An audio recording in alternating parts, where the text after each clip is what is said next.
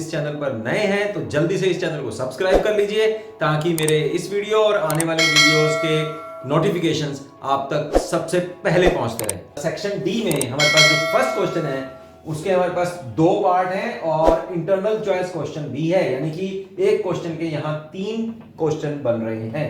Okay, तो first part की तरफ चलते हैं हम लोग। Find all pairs of consecutive odd natural numbers both of which are larger than 10 such that their sum is less than 40। Consecutive natural का मतलब होता है कि एक के बाद आने वाले, अब क्योंकि ये ऑड नंबर कह रहा है, जैसे ऑड नंबर अगर हम काउंट करें तो एक के बाद क्या आता है 3, 3 के बाद 5, इनको हम लोग बोलेंगे कंसेक्टिव ऑड नेचुरल नंबर्स। इसी तरह से अगर इवन नंबर्स की बात करें तो 2, 4, 6 लगातार जो नंबर्स आते हैं ऑड नंबर्स या जो इवन नंबर्स हम बात कर रहे हैं। इसी तरह से अगर नेचुरल नंबर्स की बात करें लगातार आने वाले तो 1, 2, 3, 4, 5, 6, 7 है ना।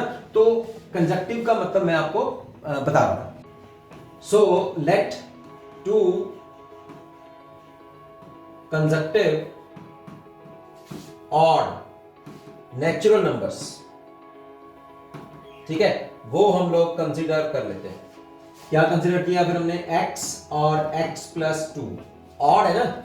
अगर मान लीजिए हमारे पास 1 है तो 1 में हम कितना जोड़ेंगे कि अगला ऑड नंबर आ जाएगा? 2 ही जोड़ना पड़ेगा ना। और 3 में कितना जोड़ें कि अगला ऑड नेचुरल नंबर आ जाए? तो अभी 2 जोड़ेंगे, तो 2 जोड़ के फिर नेक्स्ट आता है। ठीक है, अब कंडीशन क्या है? अकॉर्डिंग टू गिवन ये दोनों नंबर्स क्या होने चाहिए? Both of which are larger than 10, यानी कि x भी 10 से बड़ा होना चाहिए, इक्वल नहीं, लार्जर देन 10। और दूसरा कंसेक्टिव नंबर भी 10 से बड़ा होना चाहिए। इसका मतलब क्या है कि x ग्रेटर देन 10 है तो यहां से x क्या होगा? x will be greater than 8। तो कंडीशन क्या बन रही है हमारे पास? x greater than 8 and x greater than 10। इन दोनों को मिला के क्या पता लगा? इससे मिला के पता लगा कि जो x की वैल्यू है वो 10 से बड़ी होनी चाहिए, क्योंकि जो x की वैल्यू 8 से बड़ी है और जो वैल्यू 10 से बड़ी है तो दोनों को कंबाइन करेंगे, इसका मतलब वो 10 से बड़ी होनी चाहिए। तो 10 से अगर बड़ी है तो अपने आप 8 से बड़ी होगी।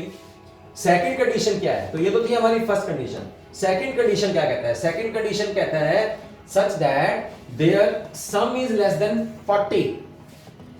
इनका सम जो है, sum of these two consecutive odd natural numbers, वो लेस देन 40 होना चाहिए, 40 से कम होना चाहिए। इक्वल साइन नहीं है तो 40 से कम 39, 38 इतना रहना चाहिए। ठीक है, तो अब इन दोनों को हम लोग कंडीशन को सॉल्व करते हैं। 2x plus 2 is less than 40, 2 common कर लेंगे, x plus 1 less than 40, x plus 1 less than 20। तो x की वैल्यू कितनी आई? 19। 1 माइनस करेंगे उस तरफ तो x की वैल्यू लेस देन 90 आई। इसका मतलब हमें जो x लेना है, x is a natural number, उसकी वैल्यू 10 से बड़ी होनी चाहिए। 10 से बड़ी मतलब 11 से शुरू हो और 19 से पहले हो, यानी कि 17 तक। तो ये ऑड नेचुरल नंबर है, तो इसको ले लेते हैं हम लोग। तो ऐसे नेचुरल नंबर्स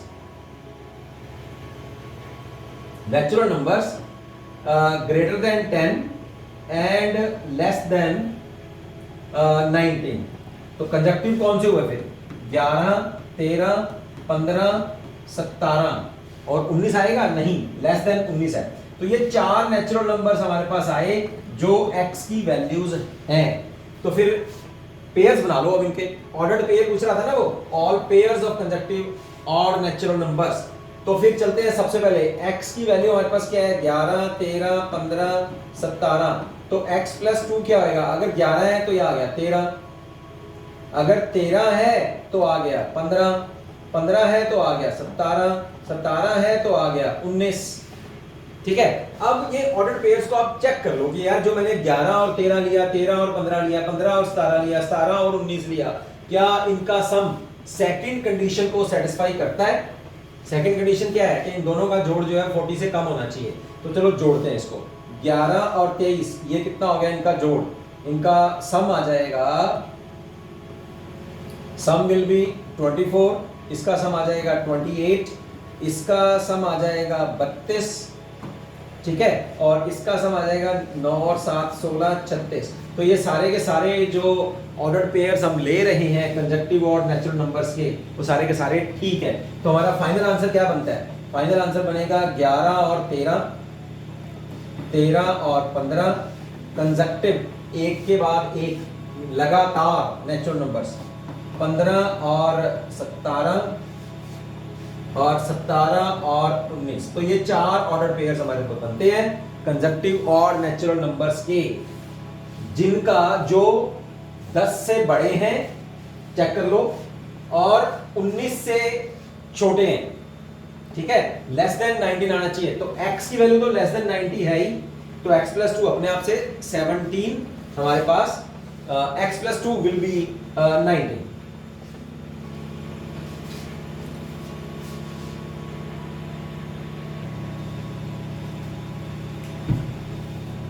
तो यहां इन ऑर्डर पेयर्स के लिए दोनों कंडीशंस जो है वो सेटिस्फाई हो रही हैं कि x जो है वो 10 से बड़ा हो और 19 से छोटा हो। तो यहाँ x की वैल्यू 11, 13, 15, 17 ये 19 से छोटी है, और x प्लस 2 जो है उसका नेक्स्ट लगातार आने वाला और नेचुरल नंबर है। तो ये हमारे पास टोटल आंसर होता है। तो चलते हैं 17 के बी पार्ट्स की ओर।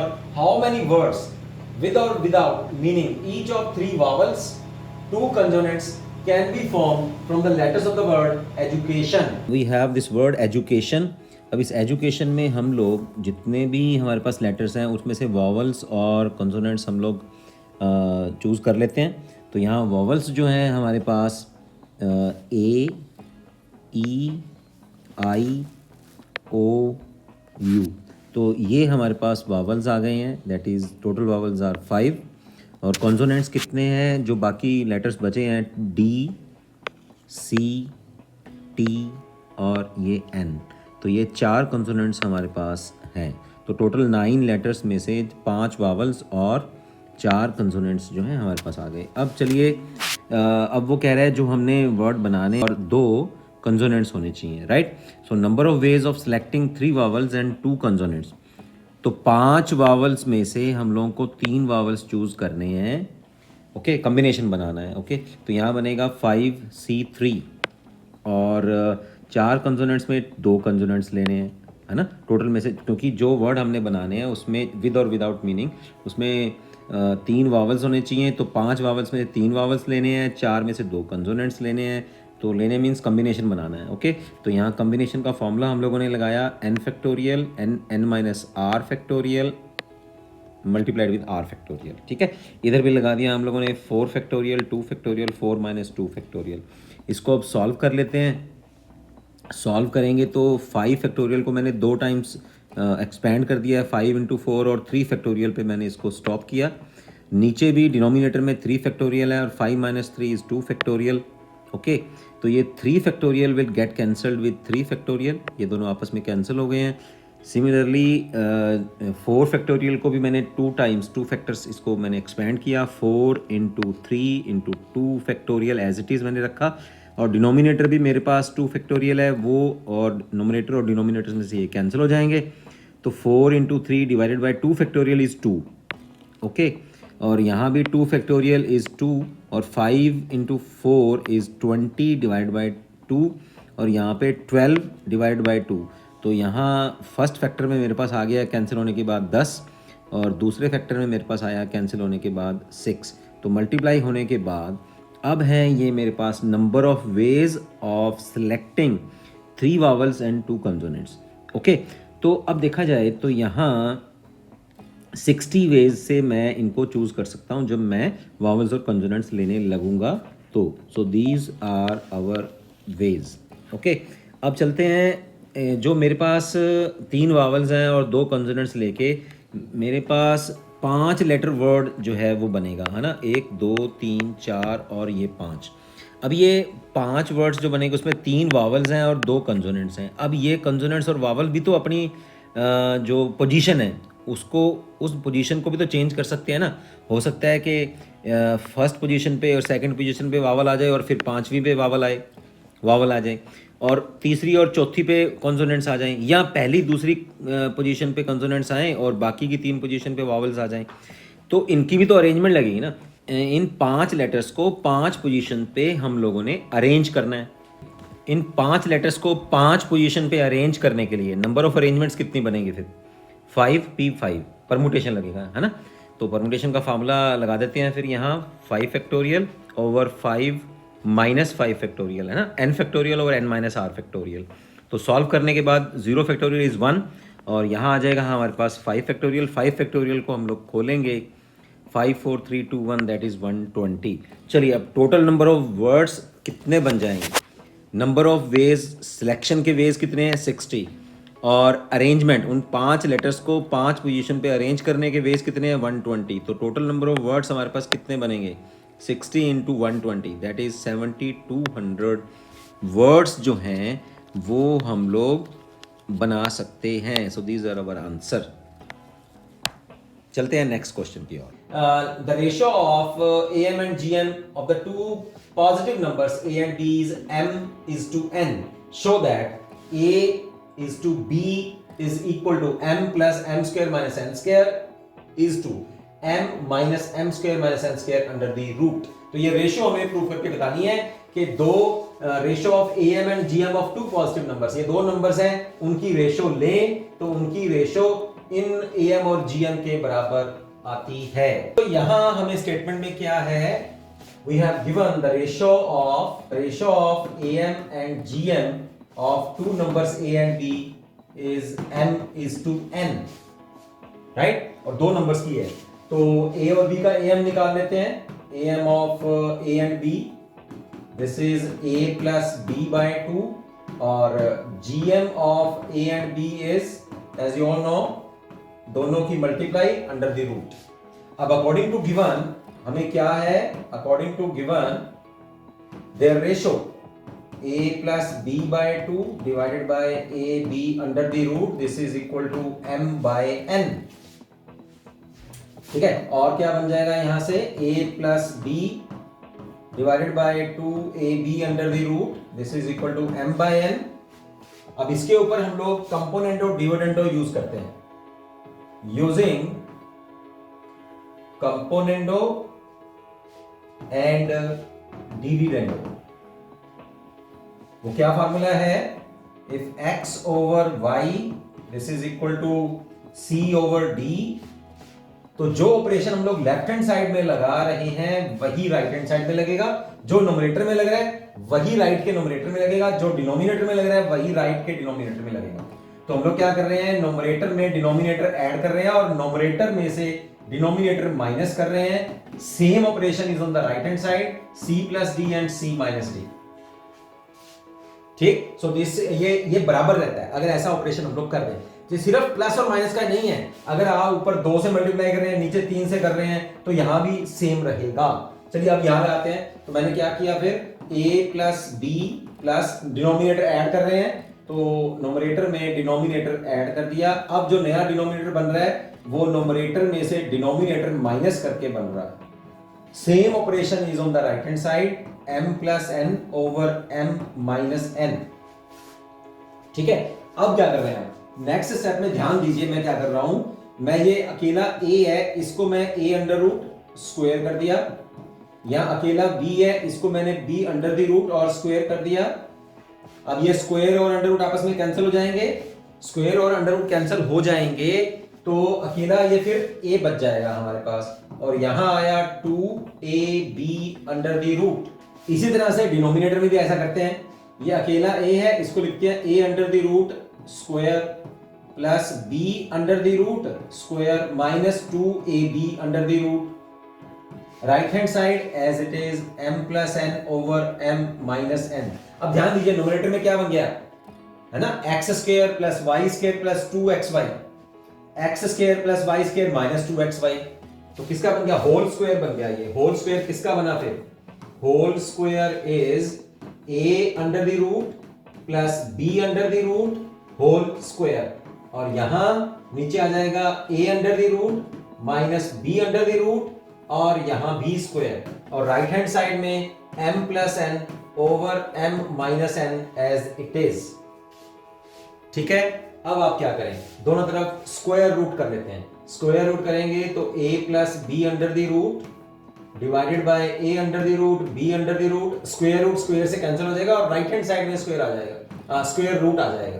तो n plus n under the root और m minus n under the root. अब फिर से आप componendo and dividendo again applying, तो क्या कर रहे हैं फिर, नोमिनेटर में डिनोमिनेटर जोड़ रहे हैं, a under the root plus b under the root.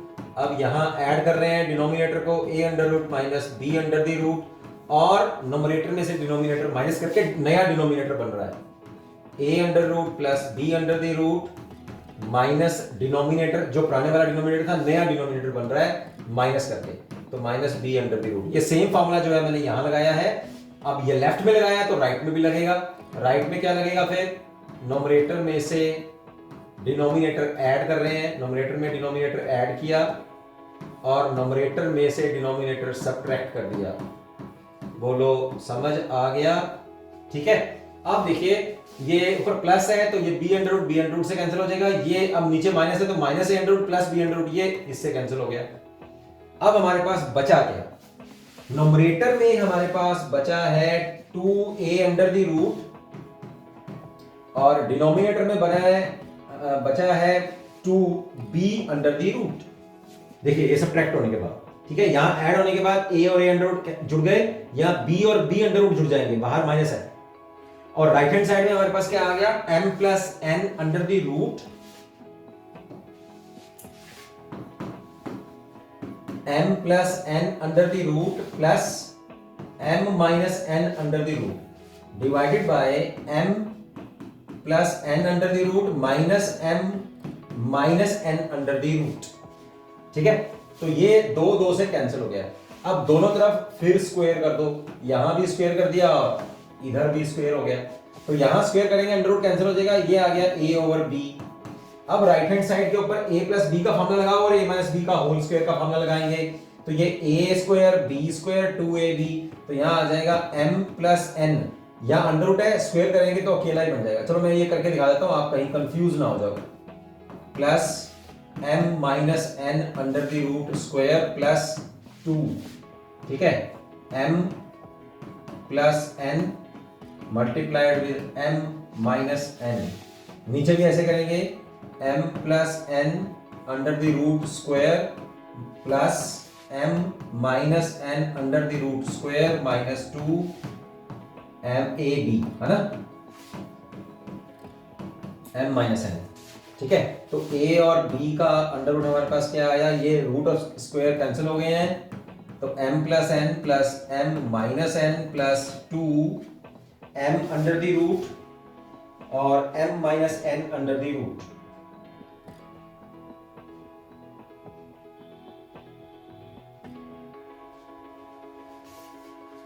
ये 2 एज इट इज। यहां क्या फॉर्मूला लगेगा हमारे पास, यहां फॉर्मूला लगने वाला है a plus b multiplied with a minus b। ठीक है, जूलियन राशिस का फॉर्मूला है, एक प्लस फैक्टर है एक माइनस फैक्टर है, तो ये क्या हो जाता है a square minus b square, यहां लगा देते हैं, इसके भी ऊपर ही लगा देंगे, तो यहां अंडर रूट के अंदर बन जाएगा हमारे पास m square minus n square divided by, अब ये दोनों जुड़ेंगे नीचे, m plus n plus m minus n plus minus ये वाला minus 2 m square minus n square, तो a ओवर b क्या आया हमारे पास, ये n कैंसल, इधर से भी n कैंसल, यहां बचा 2m, नीचे भी 2m, और ये आया 2m plus 2 m square minus n square 2m minus 2 m square minus n square. Nominator और डिनोमिनेटर में से दो कॉमन ले लो और ऊपर नीचे काटो इसे, तो ये बचेगा हमारे पास remaining term on the numerator will be m plus m square minus n square under the root, and in the denominator you will left with m minus m square minus n square.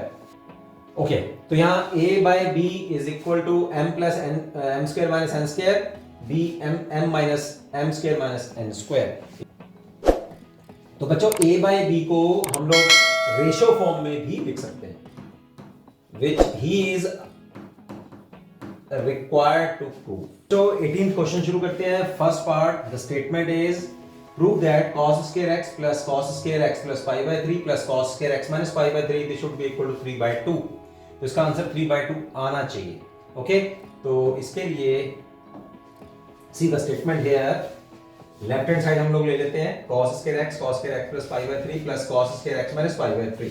इसको हम लोग 3 by 2 prove करके बताना है. तो यहां हम लोग cos 2x का एक फॉर्मूला यहां यूज कर रहे हैं. cos 2x this is equal to 2 cos square x minus 1.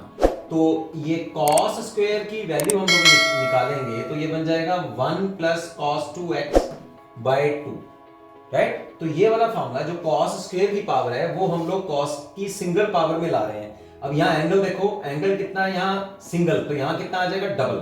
तो इन तीनों टर्म्स के ऊपर हम लोग ये फॉर्मूला लगा देते हैं. तो यहाँ बनेगा 1 plus cos of 2x by 2 plus 1 plus cos of 2 x plus pi by 3 by 2 plus 1 plus cos of 2 x minus pi by 3 by 2.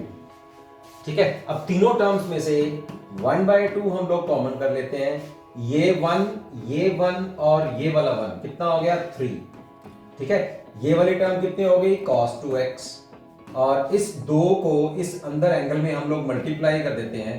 तो ये बनेगा cos of 2x plus 2 pi by 3 और प्लस cos ऑफ, इसको अंदर multiply करेंगे inside the bracket, तो 2x minus 2 pi by 3, right. अब क्या करेंगे, अब ये फर्स्ट और second term as it is रखते हैं. थर्ड और फोर्थ के ऊपर हम लोग एक फॉर्मूला लगा रहे हैं. That formula is this very important formula, cos of a plus cos of b का फॉर्मूला. ठीक है. ये आएगा हमारे पास 2 cos of a plus b by 2 cos of a minus b by 2. तो यहां a क्या हो गया, ये इतना a है और ये हो गया b. तो cos of a plus cos of b का फॉर्मूला ये बनेगा हमारे पास. तो इसके ऊपर लगा देते हैं. ये half as it is 3 plus cos of 2x भी as it is, cos a और cos b, तो a प्लस b है ना, 2 cos of a plus b, ये इतना a और ये b, तो ये 2 पाई बाय 3 2 पाई बाय 3 प्लस और माइनस कैंसल, 2x और 2x कितना आ जाएगा 4x बाय 2. क्या बना a plus b by 2, right. और cos of a minus b, अब ध्यान से देखिए 2x minus 2x cancel, 2 pi by 3 और ये माइनस और माइनस और कर रहे हैं, तो 2 पाई बाय 3 प्लस 2 पाई बाय 3 कितना हो गया 4 पाई बाय 3 बाय 2. ये हमारे पास आ गया. इन दो टर्म्स के ऊपर ये फॉर्मूला लगाने के बाद ये बन गया. कितना इजी हो गया है ना. 1 by 2 as it is again 3 plus cos of 2x plus यहां क्या बना 2 cos ऑफ 2x, यहां क्या बना 2 पाई बाय 3 है ना. cos ऑफ, ये 2 से 2 यहां कट जाएगा, यहां 2 आ गया, तो कितना बना, चलो इसका स्टेप अप एक और बढ़ा देंगे, तो यहां बना 2 पाई बाय 3. अब cos ऑफ 2 पाई बाय 3 को देखिए हम लोग इस तरह से लिख रहे हैं 3 प्लस cos ऑफ 2x, ये दो terms as it is, cos of 2x भी एज इट इज. इसको ध्यान से देखिए मैं क्या लिख रहा हूं, ये लिख रहा हूं मैं पाई माइनस पाई बाय 3 है ना. 2 पाई बाय 3 को पाई माइनस पाई बाय 3, तो पाई माइनस पाई बाय 3 का मतलब है 180 माइनस. तो उसमें फॉर्मूला क्या है हमारे पास, cos of pi minus theta. Second quadrant में cos नेगेटिव होता है, तो यहां कितना बनेगा फिर 1 by 2 3 plus cos of 2x plus 2 cos of 2x, और यहां कितना आ जाएगा minus cos of pi by 3. तो अब इस स्टेप में आप पाई बाय 3 की वैल्यू पुट कर दीजिए. तो इतना ये बना हमारे पास 3 प्लस cos ऑफ 2x, ये दो टर्म्स फिर as it is, plus 2 cos of 2x, ये भी as it is, multiplied with, यहां से देखिए cos पाई बाय 3, बाहर नेगेटिव है तो वो नेगेटिव रहने देते हैं, पाई बाय 3 मतलब cos 60 इज हाफ, ये 1 बाय 2 यहां कैंसिल हो गया, ये माइनस जो है ये माइनस cos 2x बन गया, ये प्लस cos 2x बन गया, तो ये दोनों टर्म्स फिर इससे ये आपस में कैंसिल हो गई। रिजल्ट कितना बना? रिजल्ट बना 3/2, ठीक है, and this is equal to right hand side. So this is our 18th question, first part. चलते हैं इसके सेकंड पार्ट की ओर। सेकंड पार्ट में कह रहा है B part, prove that sine of 7π/4 plus x plus sine of 7π/4 minus x is equal to minus of 2√cos of x. अभी आप इस चैनल पर नए हैं तो जल्दी से इस चैनल को सब्सक्राइब कर लीजिए और अपने दोस्तों की भी हेल्प करिए, उनके भी व्हाट्सएप ग्रुप में जल्दी से इस चैनल के कंटेंट को आप शेयर कर दीजिए ताकि उनका भी भला हो सके, प्री बोर्ड का एग्जाम वो भी बढ़िया तरीके से दे पाए। चलते हैं 18th क्वेश्चन बी पार्ट। तो मैंने स्टेटमेंट पढ़ी है, इसको हम लोगों ने इसके बराबर प्रूफ करके बताना है, minus of 2√cos of x. तो यहां देखिए, जैसे मैंने अभी पिछले क्वेश्चन में आपको बताया cos a cos b का फॉर्मूला लगा था, यहां लगेगा sin a sin b का formula. Very easy, sin a और sin b का फॉर्मूला आपको प्लस में जो है वो याद होना चाहिए। 18th question B part. तो यहां हमारे पास स्टेटमेंट है sine of 7π/4, left hand side ले रहे हैं, sine of 7π/4 plus x plus sine of 7π/4 minus x, और इसे हम लोगों ने प्रूफ करके बताना है कि ये आना चाहिए minus of 2√cos of x. तो साइन ए साइन बी का फॉर्मूला जो है हम लोग यूज करते हैं यहां, sine A plus sine B, this is equal to 2 sine of A plus b/2 cos of A minus b/2। ये फॉर्मूला इंपॉर्टेंट है, याद रखिए आप। तो ट्रिग्नोमेट्री में जो हमारे पास चार फॉर्मूले हैं, sine A sine B sine A minus sine B, cos a plus cos b, cos a minus cos b, तो ये फॉर्मूला जो है आप याद करिए। इनसे रिलेटेड देखो क्वेश्चन जो है पूरे 6 नंबर के उसमें आपके पास अवेलेबल हैं। तो चलो, ये कितना हो गया a, ये कितना हो गया b, फटाफट से इसके ऊपर फॉर्मूला लगा दो। फिर 2 साइन, ऐड करो पहले, तो ये ऐड दिस प्लस दिस, तो x x कैंसिल हो जाएगा और ये डबल हो जाएंगे, तो कितना हो गया 2 टाइम्स, है ना, तो 14π/4 और डिवाइडेड बाय 2, ठीक है, 2 साइन a प्लस b/2, तो ये और ये आपस में जुड़ जाएंगे, 7π 7π 14π/4 और डिवाइडेड बाय 2, और यहां क्या आ जाएगा, अब सब्ट्रैक्ट करते हैं, तो दिस माइनस दिस, अब 7π/4 और 7π/4 कैंसिल हो जाएंगे, x और x यहां आ जाएगा 2x डिवाइडेड बाय 2, तो ये बन गया आपके पास। कितना इजी हो गया, है ना। चलो अब इसको फिर सॉल्व करते हैं हम लोग। 2 साइन ऑफ, ये इससे फिर कैंसिल हो गया और हमारे पास आ गया 7π/4 और यहां आ गया cos ऑफ x, राइट। इसको फिर सॉल्व करते हैं। साइन ऑफ, ये देखो मैं क्या कर रहा हूं, 2π माइनस π/4, यहां मैंने किया 2π माइनस π/4 और ये cos x as it is. 2π का मतलब है बच्चों 360, तो एक फुल रेवोल्यूशन हो गया है ना, ये वाला, ये हो गया 2π 360 और उसमें कुछ माइनस है, तो इसका मतलब है साइन की जो वैल्यू आ रही है वो 4th क्वाड्रेंट में ही आ गई, है ना, लाइज इन 4th क्वाड्रेंट। तो 4th क्वाड्रेंट का मतलब है साइन की वैल्यू नेगेटिव है, तो फॉर्मूला क्या लगा हमारे पास, 2π minus theta, this is equal to minus sine of theta.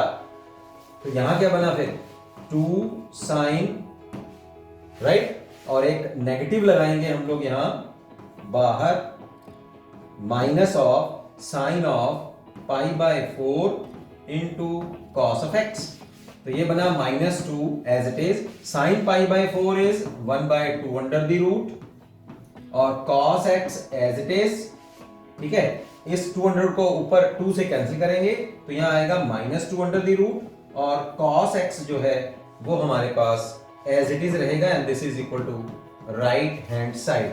सो हमारा क्वेश्चन क्या था, साइन ऑफ 7π/4 प्लस x और plus sine of 7π/4 minus x and this should be equal to -2 cos of x। तो ये प्रूव हो गया। चलते हैं अब इसके और पार्ट की ओर। 18th क्वेश्चन में 2 पार्ट है, 6 नंबर का क्वेश्चन है, तो इसका मतलब पहला जो ए पार्ट है वो भी 3 नंबर का होगा और दूसरा भी 3 नंबर।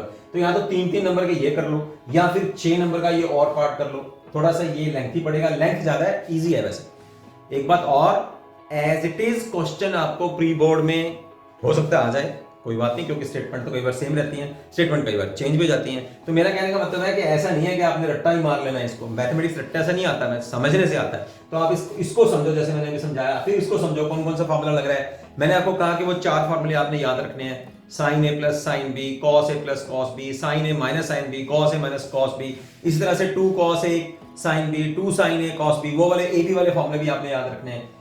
फिर आप देखो कि कौन से क्वेश्चन, इनका सिबलिंग क्वेश्चन भी तो आ सकता है ना। जैसे यहाँ कॉस का है तो हो सकता है कि सारी टर्म साइन की आ जाए, यहाँ साइन वाली है तो हो सकता है कॉस की टर्म्स आ जाए।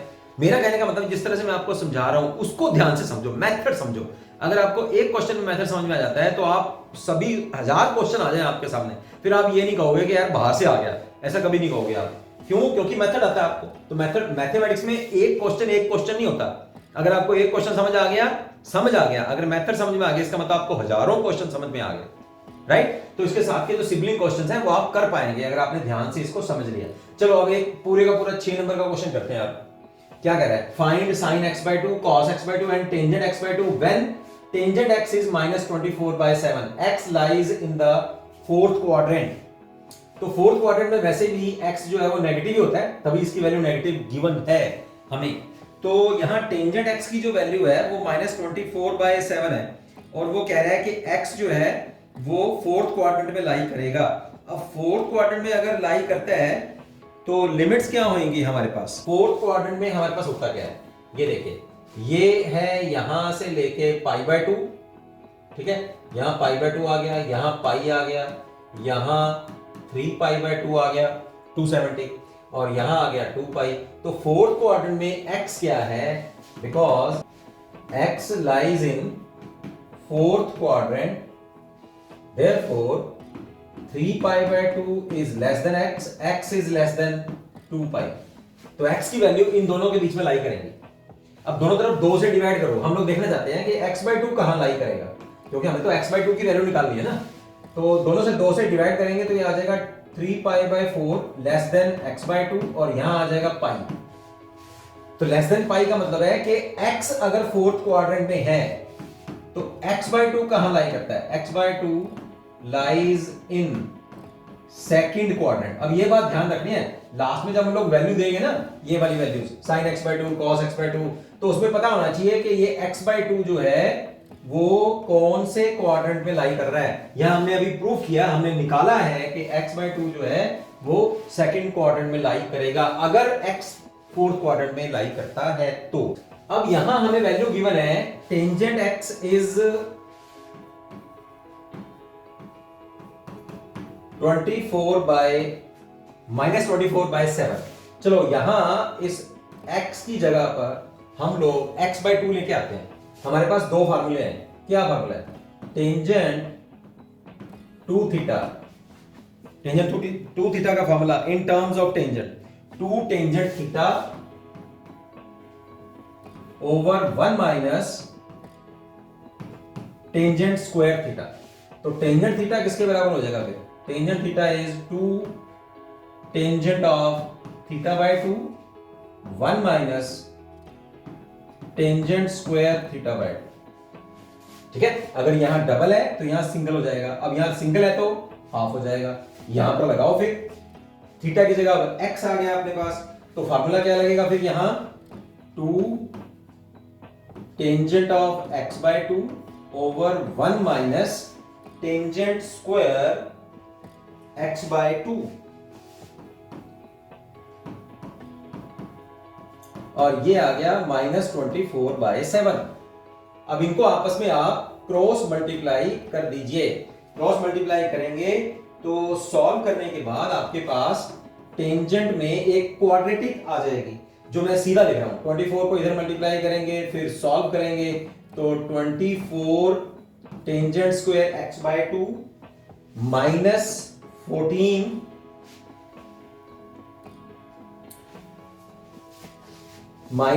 14 टेंजेंट ऑफ x/2, राइट, -24, इसको क्रॉस मल्टीप्लाई करने के बाद, सॉल्व करने के बाद आपके पास ये क्वाड्रेटिक आ गए। इसमें से आप 2 कॉमन ले लीजिए, तो यहां आएगा 12 tangent square x by 2 -7 tangent x by 2 -12 is equal to 0, right. तो टेंजेंट में एक क्वाड्रेटिक आ गई है, ठीक। अब डिस्क्रिमिनेंट मेथड से आप टेंजेंट x बाय 2 की वैल्यू निकाल लीजिए। डिस्क्रिमिनेंट मेथड याद है आपको? अगर ये इक्वेशन हो ax square plus bx plus c is equal to 0, तो x कैसे निकालते हैं? Minus B plus minus B square minus 4ac over 2a। तो यहां a की वैल्यू कितनी है? मतलब अगर ये है हमारे पास टेंजेंट x में क्वाड्रेटिक, तो क्या निकालेंगे फिर? Tangent of x by 2 this is equal to a की वैल्यू 12 है, b की वैल्यू -7 है, c की वैल्यू -12 है, तो इस फॉर्मूला में पुट कर देते हैं। तो माइनस बी मतलब 7 प्लस माइनस बी स्क्वायर मतलब 49 माइनस 4, a कितना है 12 और c कितना है -12, ठीक है। ये फॉर्मूला हम लोगों ने लगा दिया। This is a quadratic equation in tangent x by 2। जैसे ये क्वाड्रेटिक है x में, ठीक है। अब और 2a 2 into a यानी कि 24, यहां कितना बचा फिर अपने पास? 7 प्लस माइनस 49 144 144 को हम लोग फिर 4 से मल्टीप्लाई करेंगे,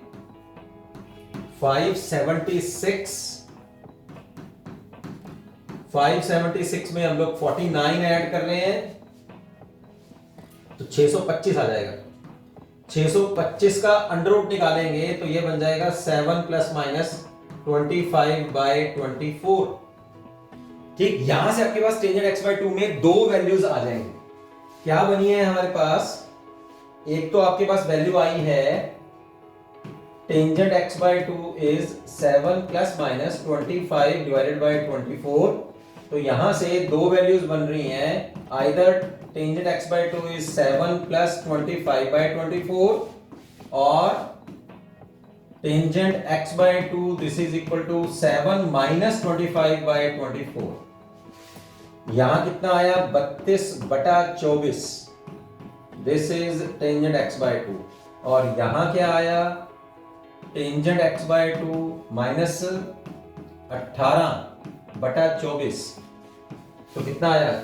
6 3 18 और 6 चौक 24। एक वैल्यू आई हमारे पास प्लस 4/3 और दूसरी वैल्यू आई -3/4। कौन सी वैल्यू लेंगे? सोचो फटाफट से। और अभी इसी स्टेप में मुझे कमेंट बॉक्स पे कमेंट करो कि प्लस वाली वैल्यू चूज करनी चाहिए या माइनस वाली वैल्यू। चलते हैं पिछले पेज की ओर, जो मैंने आपको शुरू में बताया जब हम लोगों ने चेक किया था कि x अगर फोर्थ क्वाड्रेंट में लाई करता है तो x बाय 2 कहां लाई करेगा? सेकंड क्वाड्रेंट में। अब सेकंड क्वाड्रेंट के लिए टेंजेंट क्या होता है? यहां सेकंड क्वाड्रेंट में टेंजेंट एंड कोटेंजेंट क्या होते हैं? दोनों नेगेटिव होते हैं। तो इसका मतलब हम लोग कौन सी वैल्यू चूज करेंगे? हम लोग ये पॉजिटिव वैल्यू को छोड़ देंगे, लिविंग पॉजिटिव वैल्यू। क्यों? Because x by 2, right? x by 2 lies in second quadrant, और सेकेंड क्वाड्रेंट में टेंजेंट जो है वो नेगेटिव होगा, तो ये पॉजिटिव वैल्यू हम लोग छोड़ देते हैं, नेगेटिव वैल्यू ले लेते हैं। Therefore tangent of x by 2 is equal to -3/4। चलो अब हम लोग फाइनल स्टेप पे पहुंच चुके हैं। टेंजेंट x by 2 हमारे पास आ गया है। चलो अब एक राइट एंगल ट्रायंगल बना लेते हैं। This is our x by 2 angle और ये परपेंडिकुलर -3 ओवर बेस 4, ठीक है। और इन दोनों का अब स्क्वायर कर लेते हैं। तो 9 और 4 16, ठीक है। यहां आ जाएगा अपना हाइपोटेन्यूज 16 और 9 25, 25 का अंडर रूट करेंगे तो 5 आ जाएगा। तो फटाफट से अब निकाल लो जो हमें चाहिए था।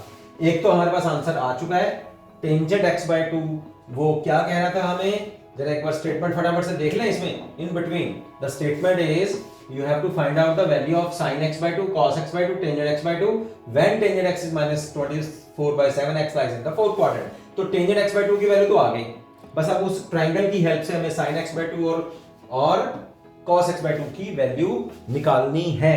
तो यहां से निकालिए फिर sin x/2 कितना आएगा फिर, sin x/2 is perpendicular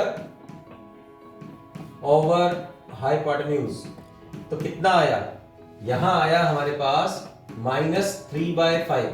अब एक बार ध्यान से सुनिए, अभी हमने क्या देखा था कि x/2 कहां लाई करता है, x/2 lies in second quadrant, और सेकंड क्वाड्रेंट में साइन क्या होता है, साइन x/2 इज पॉजिटिव। तो आपने नेगेटिव वैल्यू नहीं लेनी, आपने फिर क्या लेना है, therefore sign x/2 is 3/5।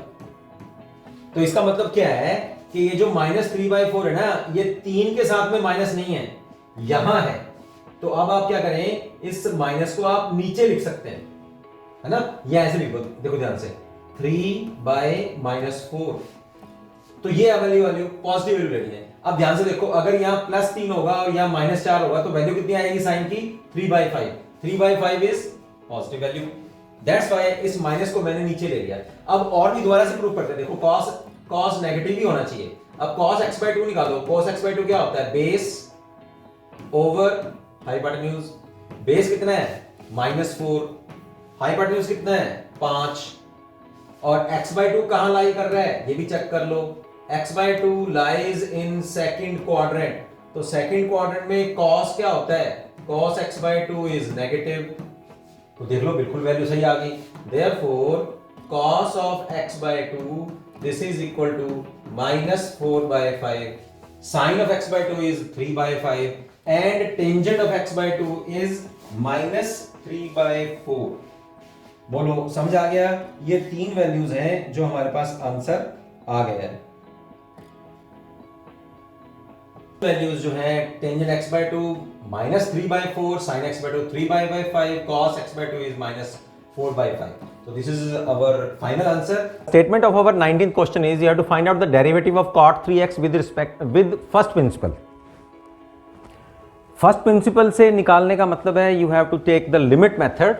First of all आप चेक कर लीजिए कि डायरेक्ट अगर हम लोग इसका डेरिवेटिव करें तो हमारे पास आंसर कितना आना चाहिए। कॉट का डेरिवेटिव होता है माइनस कोसेकेंट स्क्वायर एक्स। अब यहां 3x है तो चेन रूल के हिसाब से 3 का डेरिवेटिव करेंगे तो 3 आगे मल्टीप्लाई हो जाएगा, तो इसका मतलब हमारे पास ये आंसर आना चाहिए। अब फर्स्ट प्रिंसिपल के हिसाब से देखते हैं हम लोग, मान लेते हैं कि function f(x) is cot 3x, तो x plus delta x is this, तो f डैश एक्स के आ जाएगा by formula this is limit delta x approaches to 0 x plus delta x minus f(x) divided by delta x, right. अब इनकी value put कर देते हैं हम लोग, limit delta x approaches to 0, cot है ना तो इसको ऐसे कर लेते हैं फिर हम लोग, cos of 3x plus 3 delta x divided by sine of 3x plus 3 delta x minus f(x). Cot है तो इसको लिख लेते हैं cos 3x over sine 3x divided by delta x. चलिए अब नोमरेटर वाले टर्म्स जो हमारे पास आई हैं उनका हम लोग एलसीएम ले लेते हैं। तो एलसीएम लेने के बाद यहाँ नोमरेटर में जो बनेगा that is sine of 3x plus 3 delta x into sine of 3, इन दोनों की मल्टीप्लाई हो जाएगी और ये आपस में क्रॉस मल्टीप्लाई होएंगी। तो यहाँ क्रॉस मल्टीप्लाई होने के बाद ये आ जाएगा cos of 3x plus 3 delta x into sine of 3x minus this into this sine of 3x plus 3 delta x into cos of 3x। और टोटल डिनोमिनेटर में हमारे पास ये डेल्टा एक्स की टर्म एज इट इज। ठीक है, अब इसके ऊपर हम लोग एक फॉर्मूला लगा रहे हैं।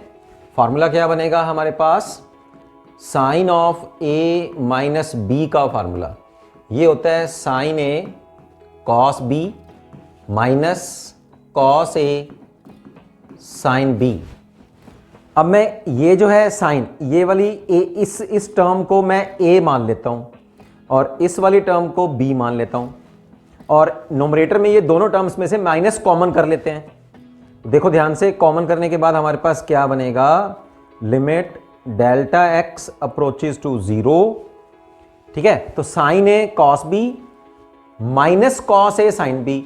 अब जो माइनस वाली टर्म थी वो आगे है और ये टर्म पीछे है, तो इसका मतलब माइनस कॉमन कर लेते हैं। फिर माइनस क्या आ जाएगा, sine A minus B. A हमने इसको लिया है तो ये आ जाएगा 3x plus 3 delta x minus B minus 3x divided by ये तीनों टर्म्स, तीनों ये वाला फैक्टर और ये नीचे।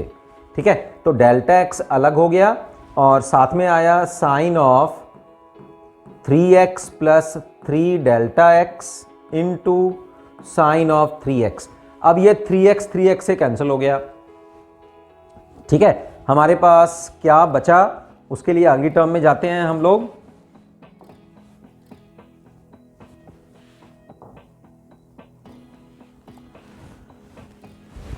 तो हमारे पास f डैश एक्स यहां आया, limit delta x approaches to 0। Numerator में हमारे पास आया है minus sine of 3 delta x minus sine of 3 delta x over delta x. ठीक है, और इस लिमिट को फिर अलग कर लेते हैं, डेल्टा एक्स अप्रोचेज टू 0। और क्या यहां बचा, यहां आया है sine of 3x plus 3 delta x into sine of 3x। तो ये देखिए, फिर लिमिट पुट करने से पहले आप यहां देखिए, साइन के अंदर एंगल कितना है 3 डेल्टा एक्स, लेकिन यहां कितना है डेल्टा एक्स। तो हम क्या करेंगे, 3 से मल्टीप्लाई कर दो और 3 से यहां डिवाइड कर दो। ठीक है, यहां 3 से डिवाइड कर दिया। ये जो -3 है इसको हम लोग बाहर ले आते हैं लिमिट से, और यहां लिमिट हमारे पास बन गई 3 डेल्टा एक्स अप्रोचेज टू 0, और ये बन गया अपने पास sine 3 delta x over 3 delta x.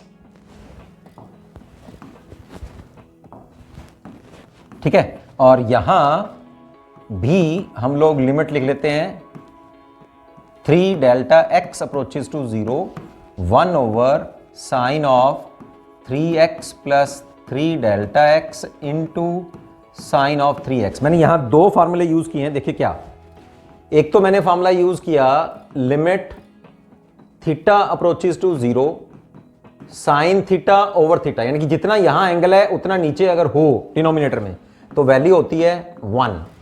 और दूसरा मैंने यहां यूज किया if delta x approaches to 0 this means that 3 delta x also approaches to 0। तभी मैंने यहां डेल्टा एक्स की जगह 3 डेल्टा एक्स कर लिया है।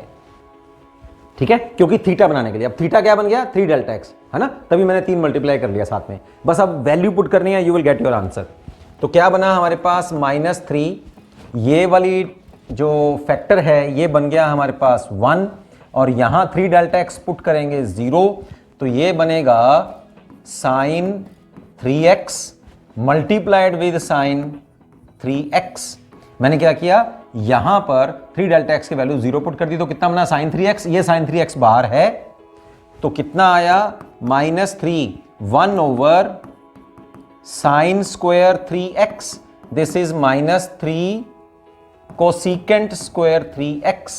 सो derivative of the cot x with the help of first principle क्या आया, जो हमने शुरू में ही निकाल के रखा हुआ था, -3 कोसिकेंट स्क्वायर 3x। तो डायरेक्ट फॉर्मूले भी आपको याद होने चाहिए, तभी जो आप फर्स्ट प्रिंसिपल का काम करेंगे वो आपका ठीक हो पाएगा। सो this is our 19th question. इसमें आपका ये फर्स्ट पार्ट था, राइट। तो ये पूरे का पूरा जो मैंने किया दैट इज विद 6 मार्क्स।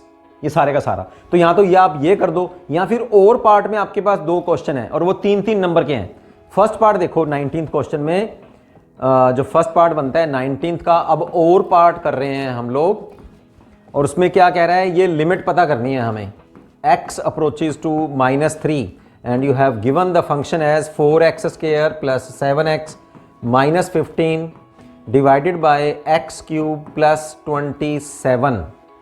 सबसे पहले आप इसको ना चेक कर लो फंक्शन को। लिमिट पुट करने से पहले मैंने आपको क्या कहा हुआ है, लिमिट पुट करने से मैंने आपको ये कहा है कि डिनोमिनेटर में 0 नहीं आनी चाहिए। तो यानी कि आप इसमें 0/0 फॉर्म चेक करके देखो, डिनोमिनेटर में 0 नहीं होनी चाहिए। अगर 0/0 फॉर्म बन रही है तो आपको लिमिट नहीं पुट करनी। डिनोमिनेटर में से पहले आपको ये -0 जो है वो हटानी है, ठीक है। तो यहां देखो फिर कितना बनता है, यहां कितना आ रहा है हमारे पास, x approaches to -3 x³ plus 27 और ऊपर है हमारे पास 4x² प्लस 7x माइनस 15। तो ये हमारे पास बन रहा है। अब डिनोमिनेटर में चेक करो कितना आएगा, x³ है तो -3 पुट करेंगे तो -27 आएगा। -27 और प्लस 27 जो है वो डिनोमिनेटर में 0 बन रहा है। अब बन रहा है तो हटा दो फिर इसे।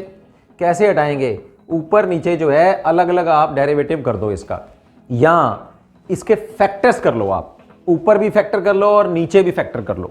तो यहां नोमरेटर के देखो क्या फैक्टर बन रहे हैं हमारे पास। मैंने क्या किया, 4x² प्लस 7x माइनस 15 को, 7x को मैंने ऐसे लिख लिया 12x और -5x, क्योंकि 15 और 4 का कितना बनता है 60x², -60x²। तो मैंने 7x को यहां 2 फैक्टर में बना लिया। अब नोमरेटर में फैक्टर क्या बनते हैं, नोमरेटर में फैक्टर बन जाएंगे 4x माइनस 5 और x प्लस 3, और डिनोमिनेटर में क्या बनेगा, देखिए x³ माइनस 27 है ना, तो x³ प्लस 3³ तो a plus B a² minus ab plus 9। ये वाला फॉर्मूला लगाते हैं a³ प्लस b³ का, ये होता है a plus B a² minus ab plus b²। तो नीचे फिर क्या आ जाएगा हमारे पास, एक फैक्टर आया a प्लस बी, क्योंकि यहां आया x³ माइनस 3³ प्लस 3³ राइट, और यहां आया x² माइनस 3x और 3 का स्क्वायर 9 हो गया। चलिए अब ये वाला फैक्टर खत्म। कौन सा फैक्टर खत्म, जिसने डिनोमिनेटर में 0 लेके आना था। अब पुट कर देते हैं, अब इसको पुट करके देखो क्या अब भी 0/0 फॉर्म बन रही है, पहले तो बन रही थी। अब चेक करके देखते हैं, तो यहां पुट करते हैं पहले, ये हो गया -12, 3 पुट कर रहा हूं मैं यहां, और -5, और डिनोमिनेटर में पुट करो फिर, -3 पुट कर रहे हैं, स्क्वायर करेंगे 9, -3 पुट कर रहे हैं +9 और +9, तो कितना आया -17 और +27। अब 0/0 फॉर्म नहीं बन रही, जब नहीं बन रही थी तो हमने वैल्यू पुट कर दी है। तो ये 3 नंबर का क्वेश्चन जो है, आप चाहें तो और पार्ट में इसको कर सकते हैं। Value is -17/27। ओके, अब चलते हैं 19th के बी पार्ट की ओर। 19th का बी पार्ट हमें क्या कहता है, 19th का बी पार्ट कहता है differentiate 5 + 7x sin x 7 - 5 cos of x with respect to x। तो ये तो अब डेरिवेटिव ही करना है आपको, और इसमें डेरिवेटिव का फॉर्मूला कौन सा लगा रहे हैं, ये u/v फॉर्मूला आप लगा रहे हैं। देखिए इसको कैसे लगाएंगे, सबसे पहले मैं आपको ये फॉर्मूला बता देता हूं, d/dx of u/v, u and v are functions of x। तो सबसे पहले क्या करेंगे, नीचे जो है डिनोमिनेटर में जो फंक्शन है उसका स्क्वायर, डिनोमिनेटर वाला फंक्शन एज इट इज, और नोमरेटर का डेरिवेटिव कर देंगे, फिर माइनस नोमरेटर वाला फंक्शन एज इट इज, और फिर डिनोमिनेटर का डेरिवेटिव कर देंगे। ठीक है, तो अब इस फंक्शन को आप मान लीजिए, let y is equal to 5 + 7 sin of x divided by 7 - 5 cos of x। तो डिफरेंशिएट कर दो फिर, differentiating both sides with respect to x। तो यहां बनेगा हमारे पास dy/dx, नोमरेटर वाला फंक्शन एक बार वैसे रखते हैं और डिनोमिनेटर को होल स्क्वायर कर देते हैं। अब डिनोमिनेटर वाला फंक्शन ऊपर एज इट इज ले जाते हैं, और नोमरेटर वाला फंक्शन का डेरिवेटिव करेंगे, 5 का 0, 7 एज इट इज, और साइन का डेरिवेटिव हो जाएगा cos x माइनस अब नॉमरेटर वाला फंक्शन एज इट इज रखेंगे, ये वाला 5 + 7 साइन ऑफ x, ठीक है। और डिनोमिनेटर वाले फंक्शन का डेरिवेटिव करेंगे, 7 का डेरिवेटिव आ जाएगा 0 -5 और cos x का डेरिवेटिव हो जाएगा -sin x, ठीक है। ये बन गया हमारे पास, ये तो आंसर आना पड़ा है, अब तो आ ही गया लगभग, है ना। 7 को एक बार बाहर ले जाते हैं और cos x को अंदर मल्टीप्लाई कर देते हैं, cos ये हो गया 7 cos x माइनस ये वाला 7 जो था वो मैं बाहर ले गया, मल्टीप्लाई कर लिया उसको टोटल टर्म के साथ में, और ये आ गया अपने पास 5 cos स्क्वायर x, ये माइनस एज इट इज। अब ये माइनस और माइनस प्लस, तो +5 है ना। अब इस 5 को हम लोग बाहर ले जाते हैं और sin x को यहाँ दोनों के साथ में मल्टीप्लाई करते हैं, प्लस sin x है, तो यहाँ आ गया +5 sin x, और यहाँ करेंगे तो +7 sin square x divided by 7 - 5 cos of x whole square.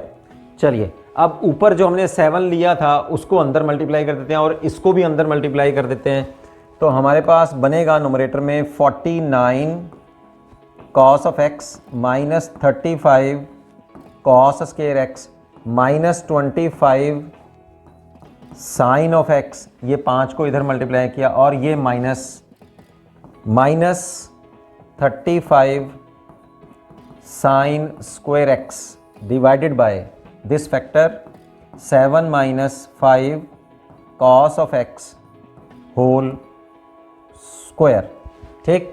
ये -35 cos स्क्वायर x और -35 साइन स्क्वायर x, ये दोनों कॉमन कर लेते हैं हम लोग। यहां से मैं थोड़ा रब कर देता हूं, अपने पास जगह बन जाएगी।